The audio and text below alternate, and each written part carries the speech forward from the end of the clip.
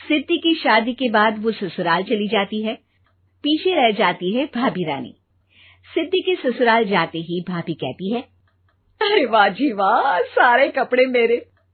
हाय रे पैंट, अरे वाह वाह, मजा आ जाएगा।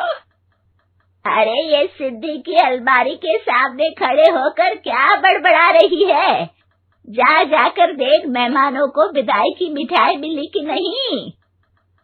अब हाँ माँ जी, क्यों नहीं, लेकिन पहले कपड़े तो बदल लूं। अब रानी आ जाती है सिद्धि के उन कपड़ों में जो वो ससुराल जाने से पहले घर छोड़ जाती है। अरे रानी, कुछ दिन रुक जाती।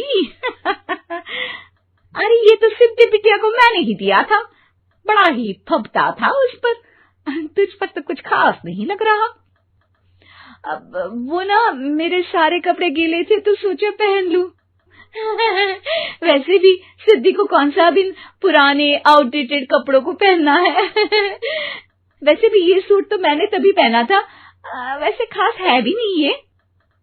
हाँ ठीक है, लेकिन ना मेरी सिद्धि पर तो जमता था। सारे मेहमान चले जाते हैं और सिद्धि ससुराल से मायके पहली बार आती है। अपना घर, अपना कमरा, अपनी अलमारी। ये बोलकर जैसे ही सिद्धि अलमारी खोलती है तो सामने उसके कपड़ों की जगह कुछ और ही रखा होता है। माँ, ओ माँ, जरा कमरे में तो आना। सास और रानी वहां पहुंच जाते हैं।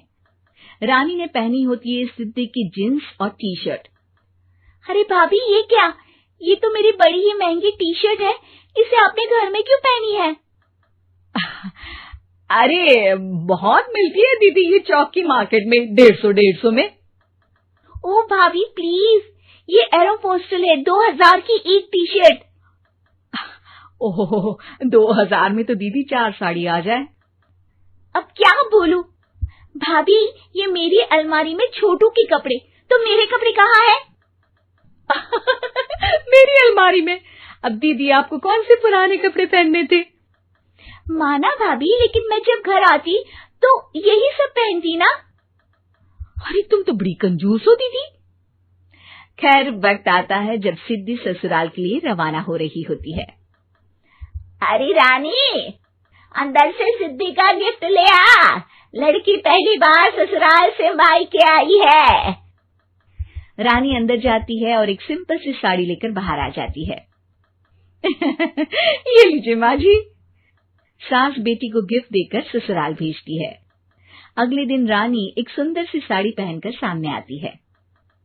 अरे रानी, ये तो वो साड़ी है जो मैंने सिद्धि को देने के लिए दी थी जब वो ससुराल ले जाती, लेकिन ये तूने कैसे पहन ली? अरे माँ जी, ये साड़ी तो मुझे बहुत पहले से ही पसंद थी, लेकिन चिंता ना करिए, मैंने सिद्धि के लिए भी अच्छी सी साड़ी दी है। हाँ। तभी सिद्धि का फोन आता है। क्या माँ, कुछ अच्छा तो दिया होता ससुराल ले जाने के लिए। अरे पहले दिखा दिया होता। ये चमकते हुए पैकेट में नौकरानी वाली साड़ी मत दिया करो माँ। अरे बेटे, वो तेरी भाभी ने ना गलती से उससे पैकेट बदल गया। हाँ, मैं कल ही तेरे भाई के हाथ से तेरा वाला पैकेट भेज दूंगी। अरे रहने दो माँ, आई एम श्योर भाभी ने अभी वही साड़ी पहनी होगी जो तुमने मेरे लिए रखी थी। तुम तो समझ नहीं पाई उनको। खैर छोड़ो, मैं ज्यादा बोलती अच्छी नहीं लगती, रहने दो, आपको उन्हीं के साथ रहना है, फिर बात करेंगे। सास को रानी पर गुस्सा आ जाता है। वो उसके कमरे में जाती है जहाँ वो शादी का एल्बम देख रही होती है। रानी, मार्केट जाकर एक ऐसी ही साड़ी लेकर आ, कल प्रतीक जाकर सिद्धि के घर दे आएगा। अरे क्यों माँ जी, कितनी साड़ी देनी है दीदी को? यहाँ कोई सेल लगी है क्या? अरे चुप कर, मेरे बेटी के हिस्से की साड़ी खुद पहन ली, अब ज्यादा ज्ञान बांट रही है। एक दिन सिद्धि का फोन आता है। माँ, मेरी सास ने आप सबको खाने पर बुलाया है। सारे लोग सिद्धि के ससुराल पहुँचते हैं।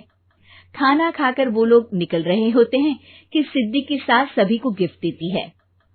अरे बहन जी, बेटी के घर का खाना खा लिया, यही बहुत है जो आप ऊपर से गिफ्ट भी दे रही है।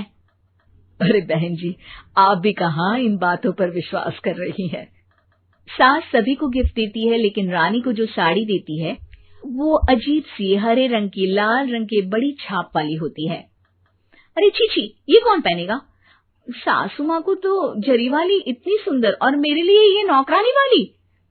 अरे भाभी, दरअसल मैं जब भी घर आती थी आप वापसी में ऐसी ही साड़ी देती थी ना, तो माँ ने सोचा कि आपको आपकी पसंद की ही साड़ी क्यों ना दी जाए। बेचारी रानी, बोलती भी तो क्या। सिद्धि और सास रानी का चेहरा देखकर हंसने लगती है, तो रानी समझ जाती है कि अपने ही बिछाए जाल में वो फंस चुकी।